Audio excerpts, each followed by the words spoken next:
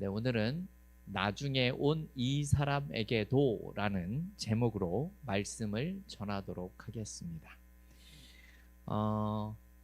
나니아 연대기를 쓴 우리에게 잘 알려진 작가가 있죠. 바로 C.S. 루이스라는 작가입니다.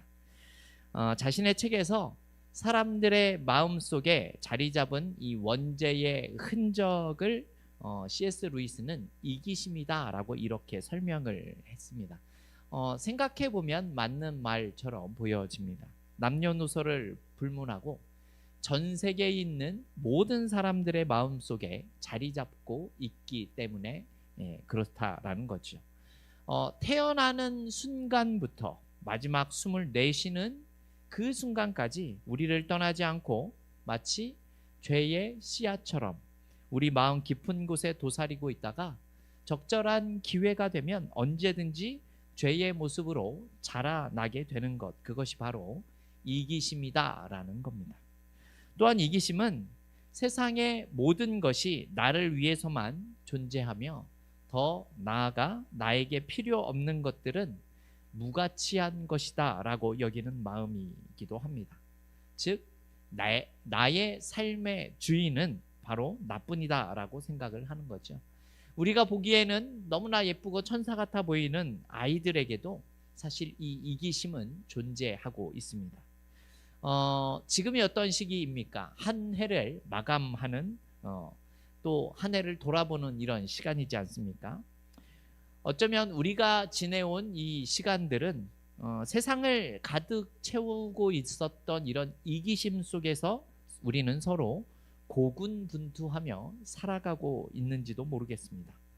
나와 가족을 위해서 또 몸을 아끼지 않고 쉼없이 1년을 달려오신 여러분들의 수고와 노력이 얼마나 큰지 모르겠습니다. 이런 것들만 봐도 여러분들은 충분히 격려를 받고 이 축복을 받을 자격이 충분하다라는 생각이 듭니다. 이 시간 우리 서로의 노고와 수고를 위해서 격려해 주는 시간을 가졌으면 좋겠습니다. 우리 전후 좌우에 있는 분과 이렇게 인사를 한번 해보도록 하겠습니다. 정말 애쓰셨습니다. 정말 애쓰셨습니다. 정말 수고하셨습니다. 네, 정말 수고하셨습니다. 여러분 혹시 이 주위에 죄를 짓기가 어려워서 애쓰시는 분을 본 적이 있으십니까? 요즘 죄 짓는 게 너무나 답답하고 힘들어서 소화가 안 되는 그런 사람을 만나본 적이 계십니까? 도무지 죄를 짓기가 어려워서 금식 기도를 하거나 철야 기도를 하시는 분은 아마 없을 겁니다. 그렇죠? 오히려 사람들의 모습은 죄를 짓기 위한 만반의 준비가 되어져 있는 것처럼 보이기도 합니다. 가만히 내버려 두면 스스로의 이기심을 채우기 위해서 우리는 아주 자연적으로 죄를 짓는 것이 인간입니다. 이것이 우리의 연약함이고 우리의 안타까움이다라는 것이죠.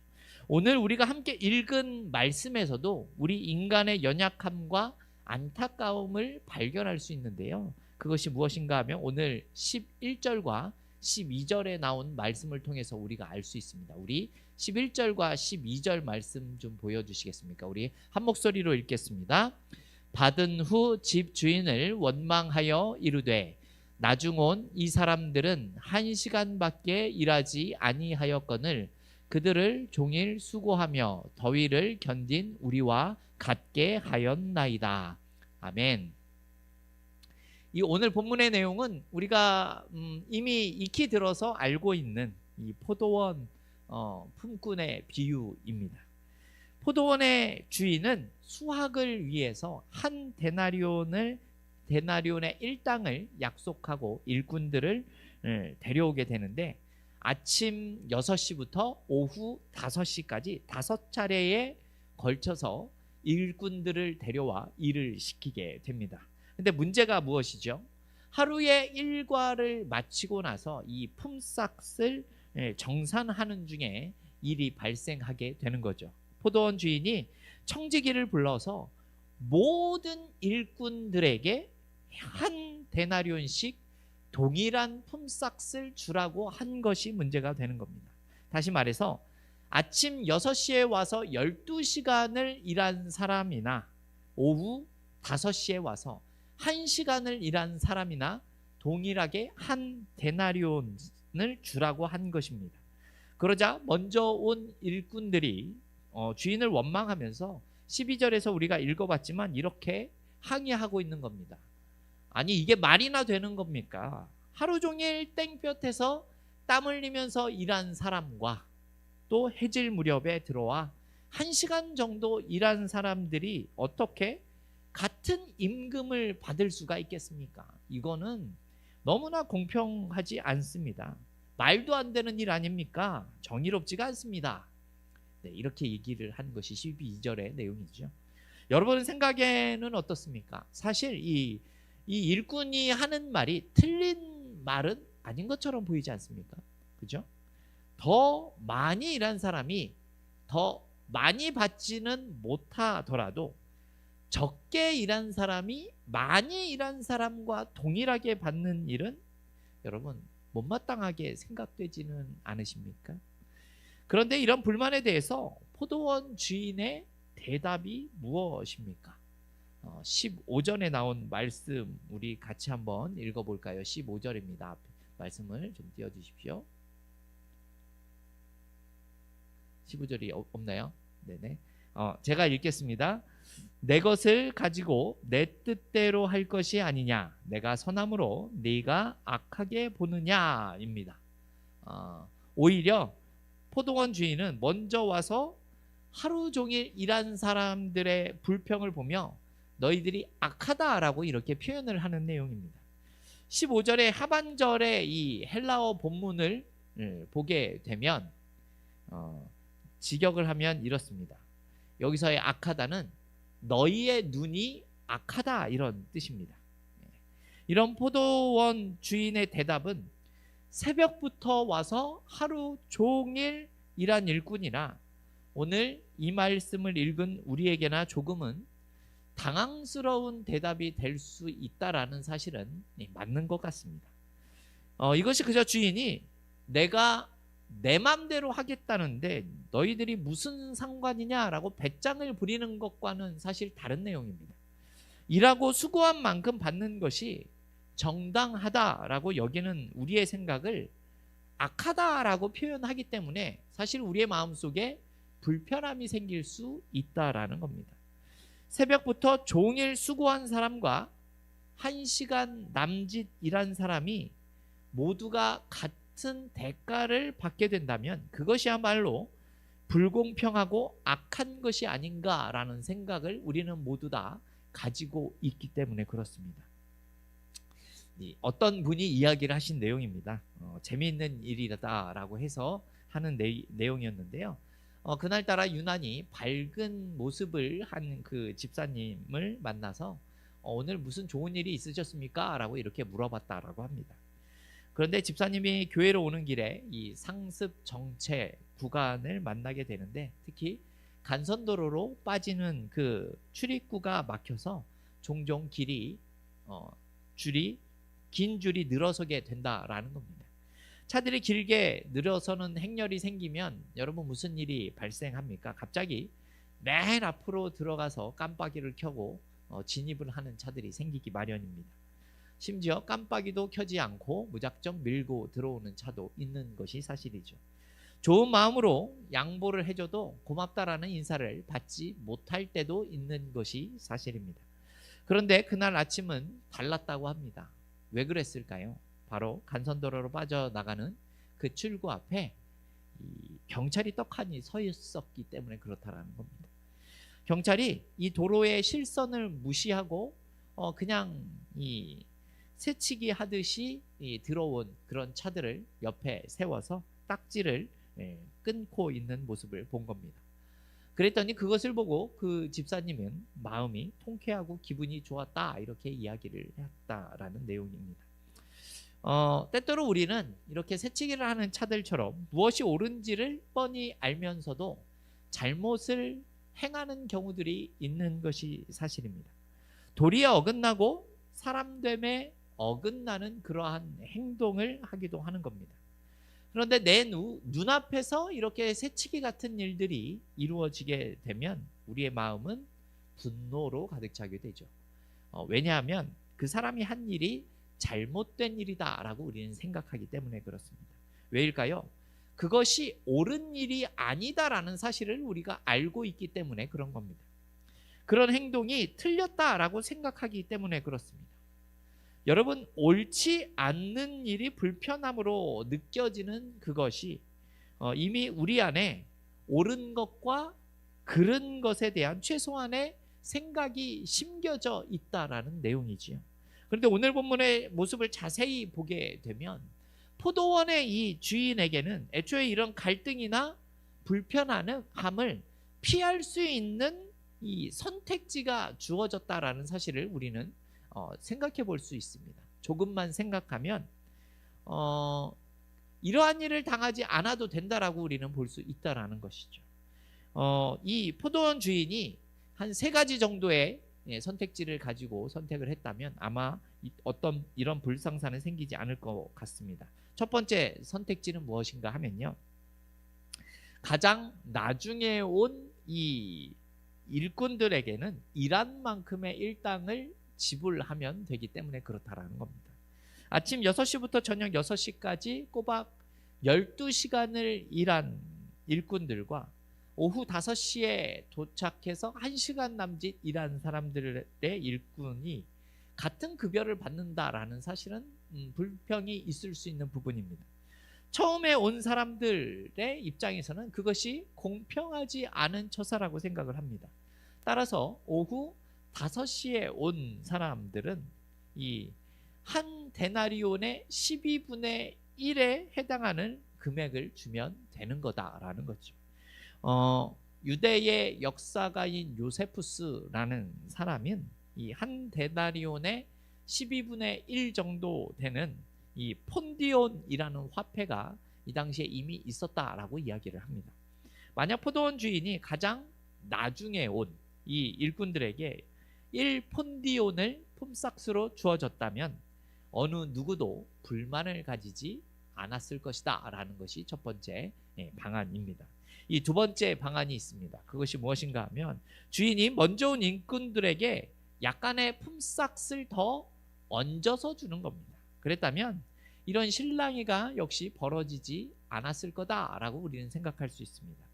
오늘 본문 10절 상반절을 보게 되면 먼저 온 일꾼들의 마음을 우리가 엿볼 수 있는 구절이 나와 있습니다.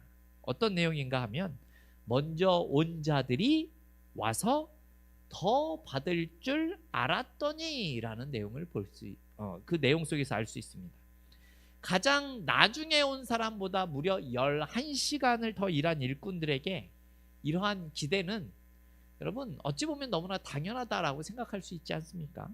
포도원 주인이 하루 종일 수고한 그들에게 약간의 보너스를 더 얹어주기만 했어도 오늘 말씀과 같은 이런 소동은 일어나지 않았을 것이다 라는 겁니다. 그리고 이 2가지 방법보다 더 확실하고 간단한 3번째 선택지가 있기도 합니다. 그것은 일당을 지급할 때 가장 먼저 온 사람부터 일당을 지급하는 겁니다. 가장 먼저 온 사람들에게 한 데나리온을 줘서 돌려보낸 뒤에 9시에 온 사람, 12시에 온 사람, 오후 3시에 온 사람, 5시에 온 사람 차례차례 일당을 주게 되면 누가 먼저 왔는지 늦게 왔는지 서로 얼마를 받았는지 알 수 없으니 애초에 이러한 소동이 발생하지 않을 수 있지 않나 이런 생각을 할 수 있다라는 것이죠. 그런데 이상하게도 포도원 주인은 이러한 여러 선택지가 있었음에도 그렇게 하지 않았다라는 겁니다. 이 3가지 방법 중 어떤 것도 선택하지 않았습니다. 왜 그랬을까요? 그 질문에 대한 해답을 오늘 마태복음 20장 1절 말씀에서 우리는 찾아볼 수 있을 겁니다. 우리 말씀을 한번 보여주시겠습니까? 1절 말씀 같이 읽어보겠습니다. 천국은 마치 품꾼을 얻어 포도원에 들여보내려고 이른 아침에 나간 집 주인과 같으니 이렇게 말씀합니다. 사실 오늘 본문의 내용의 배경은 천국에서 누가 더 높은 자가 되느냐라는 내용으로 다투고 있었던 이 제자들을 향해서 예수님께서 천국은 이런 곳이다 라고 비유를 들어서 설명해 주는 내용입니다. 예수님은 이 이야기를 통해서 하나님 나라의 정의는 이 세상의 정의와는 다르다라는 것을, 하나님 나라에서 옳은 것이 이 세상에서 옳은 것과 같지 않다라는 내용을 지금 우리에게 말씀하고 있다라는 겁니다. 자신이 수고하고 노력한 만큼 더 나은 대우와 보상을 요구하는 것, 그리고 공동체 안에서 조금이라도 더 나은 입장과 위치에 서고자 하는 것이 이 세상 사람들이 생각하는 정당함의 모습입니다. 하지만 예수님은 오늘 비유를 통해서 하나님 나라가 대부분의 사람들이 생각하고 있는 그런 정당함과는 매우 다를 수 있다라는 사실을 우리에게 말씀해 주고 있다라는 겁니다. 원죄의 흔적처럼 이기심을 가지고 태어난 인간에게 완벽한 정의나 평등은 어쩌면 처음부터 기대하기 어려운 일이었다라는 겁니다. 왜냐하면 그것조차 우리의 이기심 위에 세워진 것이기 때문에 그렇다라는 겁니다. 내가 유리하면 정의가 되는 것이고 내가 유리하면 평등이 되는 겁니다. 우리는 이러한 내용을 소위 내로남불이라는 말로 사용하기도 하죠. 다수가 행복하다면 소수의 희생은 불가피한 것이고 다수가 정한 기준에 어긋나게 되면 가차없이 도려내고 잘라내도 좋다 이렇게 생각을 한다라는 겁니다. 그래서 이 사피엔스라는 유명한 책의 저자인 유발 하라리라는 사람은 인간의 평등과 정의는 한낱 신화에 불과한 것이다 라고 이야기하기도 합니다. 이기심으로 가득 찬 이런 세상 속에서 불행히도 인간은 평등할 수 없다라는 거죠. 인간의 이기심은 끊임없이 나와 너를 가르게 됩니다. 너희와 우리를 갈라놓게 된다라는 겁니다. 오늘 12절의 말씀을 보게 되면 나중에 온 이 사람들이 1시간밖에 일하지도 않았는데 어떻게 우리와 똑같이 돈을 받을 수가 있겠느냐라고 말을 하는 것이죠. 왜 나중에 온 이 사람들을 우리와 똑같게 대하십니까? 이것이 오늘 본문의 문제의 핵심이다라는 겁니다. 우리가 느끼는 불편함의 정체라는 거죠. 우리 안의 이기심은 그들과 우리는 다르다라는 편을 가르는 겁니다. 내가 그들보다 더 나은 대우를 받는 것을 정의다라고 생각을 하는 겁니다. 그들이 우리보다 더 많이 누리지 않아야 하는 것이 평등이다라고 이들이 주장을 하고 있다라는 겁니다. 포도원의 주인이 그들을 향해서 너희의 눈이 악하다라고 이렇게 평가를 하는 이유가 바로 여기에 있다라는 겁니다.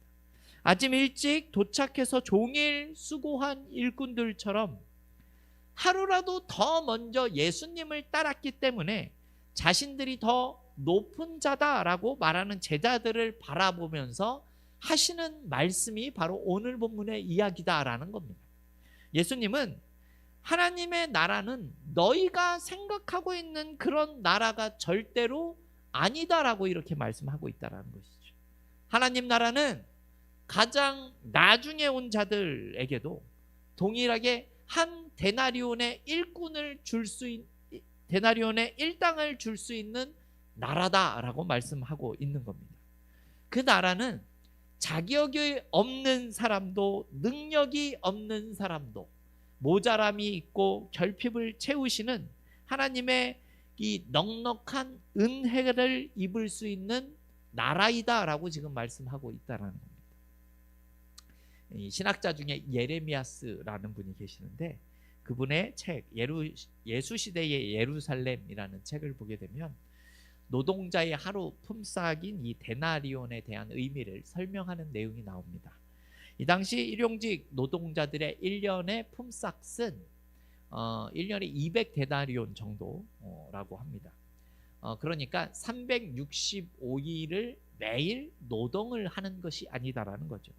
1년에 200일 정도의 노동을 했다라고 가정을 했을 때 그들이 얻을 수 있는 평균적인 하루의 품삯이 바로 한 데나리온 정도밖에 되지 않았다라는 겁니다. 최소 생계비에도 못 미치는 수준이었기 때문에 한 가족이 간신히 하루를 버틸 수 있는 비용이었다라고 설명을 하는 부분입니다. 또 신학자의 지적처럼 포도원 주인이 한 데나리온의 품삯을 정한 것은 이 한 데나리온이 한 가족이 하루를 간신히 버틸 수 있는 최소한의 돈이었기 때문이다라는 겁니다. 만약 그만큼을 벌지 못하면 그 노동자의 가족은 하루를 굶어야 한다라는 사실을 의미한다라는 겁니다. 그래서 주석가인 바클레이라는 사람은 오늘 본문의 내용을 이렇게 주석을 하고 있습니다. 포도원의 주인은 늦게 온 사람들에게 품삯을 깎아서 줄 수도 있었을 것이다. 그러나 만일 그가 그렇게 했다면 그의 가족은 그날 저녁과 이튿날 아침을 굶어야 한다라고 이렇게 주석을 달았다라고 합니다. 여러분, 우리의 생각은 다르지만 포도원 주인의 정의는 대가 없이 주어지는 은혜와 같은 정의였다라는 겁니다. 품삯의 정당함보다 그 품삯으로 살아가야 하는 한 가족의 생존을 먼저 돌아볼 수 있는 정의였다라는 겁니다. 여러분은 이 차이가 느껴지십니까? 여러분, 우리가 주장하는 정의는 그냥 우리가 생각하는 우리 수준의 정의일 뿐입니다. 마치 바벨탑을 쌓아서 하늘에 닿고자 했었던 사람들의 교만함과 같이 인간의 이기심 위에 세워진 정의라는 탑은 아무리 노력한다라고 해도 하나님의 기준까지는 절대로 도달할 수가 없다라는 것이죠. 인간이 그 어떤 심오한 철학과 생각과 도움을 얻는다라고 해도 하나님의 수준에서의 그 평등은 절대로 도달할 수 없다라는 겁니다. 그래서 예수님께서는 제자들을 향해서 누가 더 높은 자가 될 것인가를 돌아보지 말고 우리가 어떻게 포도원에 들어왔으며 몇 시에 포도원에 들어오게 되었는지를 먼저 돌아보라 라는 의미로 말씀하고 있는 내용이다라는 겁니다. 만약 포도원 주인에게 포도 수확이 더 중요했다면 주인이 어떻게 했겠습니까? 필요한 인력들을 싹 다 구해서 이른 아침부터 일을 시켰을 것입니다. 그러나 포도원 주인은 그렇게 하지 않았다라는 겁니다. 그 이유를 우리가 읽지 않은 3절과 6절의 내용에서도 찾을 수 있는데요. 이런 뜻으로 이야기를 하고 있습니다. 제가 말씀드리겠습니다. 제3시에 나가봤더니 장터에 놀고 있는 사람들이 있었고 제11시에도 나가보니 그때도 그냥 서 있는 사람들이 있어서 왜 너희는 종일토록 놀고 서 있냐라고 주인이 물어봤다라는 거다라는 내용이죠. 오히려 포도원 주인의 관심은 어디에 있는 것입니까? 이 놀고 있는 사람들, 할 일이 없는 사람들, 이 세상에서 소망을 잃어버린 사람들입니다. 그리고 가족의 생계를 책임질 가망이 없는 사람들을 뜻하는 그런 표현이죠. 포도원의 주인이 하루에 5번이나 일꾼을 찾아 나섰던 것은, 그리고 심지어 퇴근 1시간 전에 일꾼을 찾아 나섰던 것은 그들에게 한 데나리온의 그 은혜를 선물하기 위함이었다라는 내용입니다. 세상의 이기심은 그러나 어떻습니까? 나와 타인을 계속해서 나눈다라는 겁니다. 세상의 이기심은 내가 가진 것과 다른 사람이 가진 것을 끊임없이 또한 비교하게 만듭니다. 다른 사람을 끄집어 내려서라도 남보다 한 단계 위에 더 서는 것을 우리는 성공이다라는 이름으로 부르고 있습니다. 그러나 예수님은 1절에서 뭐라고 이야기를 합니까? 천국은 마치 품꾼을 포도원에 들여보내려는 집주인과 같다라고 하고 있다라는 겁니다. 여러분, 포도원 주인의 목표가 무엇입니까? 더 유능한 일꾼을 확보하는 것이 아니었다라는 겁니다. 포도원 주인의 목표는 더 많은 포도를 수확하는 것에 있지 않았다라는 겁니다. 오로지 그의 목표는 무엇입니까? 단 한 명에게라도, 더 많은 사람들에게 하루치의 온전함을 주는 것이 목표였다라는 겁니다. 한 데나리온이 아니면 살아갈 수 없는 자들에게 양식을 주기 위해서 이와 같이 했다라는 겁니다. 여러분, 잘 생각해 보십시오. 주님이 우리를 그렇게 부르신 것 아니겠습니까? 우리가 뛰어나서가 아닙니다. 우리가 대단해서 우리가 선택을 받은 것이 아닙니다. 그것은 오직 하나님께서 우리를 사랑하시기로 작정하셨기 때문에 하나님이 우리에게 은혜 베풀기로 먼저 작정하셨기 때문에 가능했었던 일이었다라는 겁니다. 그래서 아무런 가망이 없는 우리들에게, 우리 죄인들을 부르셔서 도무지 갚을 길이 없는 은혜를 우리에게 허락해 주셨다라는 겁니다. 제자들조차 착각했었던 것이 무엇인가 하면요, 제자들은 자신이 마치 6시에 온 일꾼들과 같다라고 다 생각하고 있는 겁니다. 한 데나리온의 자격이 충분히 있기 때문에 그렇게 말할 수 있었다라는 것이죠. 그러나 예수님이 하시는 말씀이 무엇입니까? 바로 너희가 오후 5시에 도착한 일꾼들과 같다라는 겁니다. 너희가 가장 나중에 도착해서 한 데나리온의 은혜를 받은 사람이었다라고 말씀하고 있었다라는 겁니다.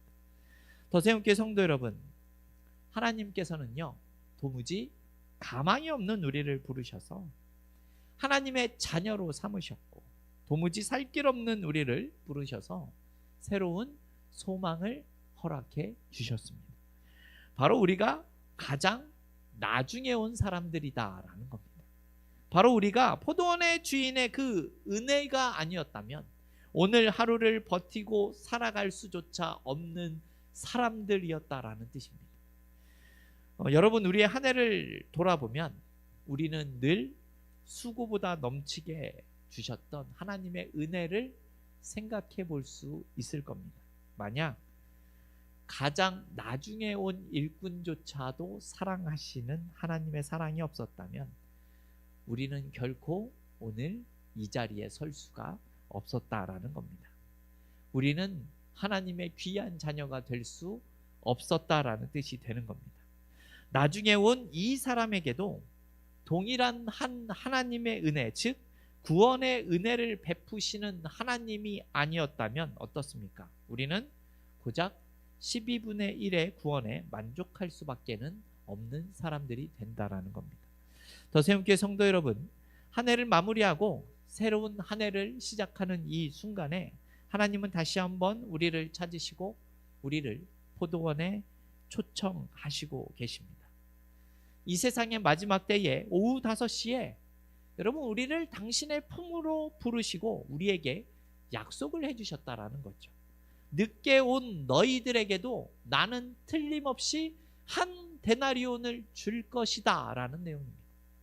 너희에게도 반드시 풍성한 삶을 주겠다. 너희에게도 이 하늘의 소망을 아낌없이 부어주겠다라고 약속을 하고 계신다라는 겁니다.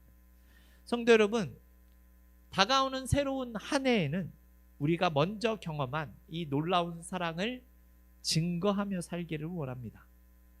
오후 5시에 우리를 부르셨던 하나님의 그 사랑에 감격하여서 세상의 소망에 끊어진 사람들, 하루치의 삶이 절박한 삶을 사는 사람들을 찾아가셔서 그들이 처한 조건과 상황과는 상관이 없이 한 데나리온의 은혜를 주시는 그 사랑을 전하며 살아가기 원했으면 좋겠습니다. 오늘 이 송구 영신의 시간이 비록 가장 나중에 도착한 우리지만 가장 먼저 되게 하실 하나님의 사랑을 기억하고 또 전하기를 다짐하는 새로운 약속의 시간이 될 수 있기를 주님의 이름으로 축원합니다.